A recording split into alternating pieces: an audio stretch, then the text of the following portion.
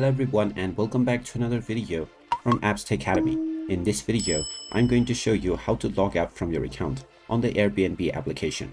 So let's get started right away. First of all, open up the Airbnb app on your device. And once you open it up, you will be taken directly into your homepage if you haven't logged out on the Airbnb application. Now from this page, if you wish to log out, just tap on the profile icon at the bottom right corner.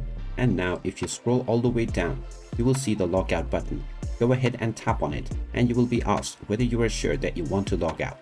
Tap on the logout button once again, and now this will log you out from the Airbnb account right away.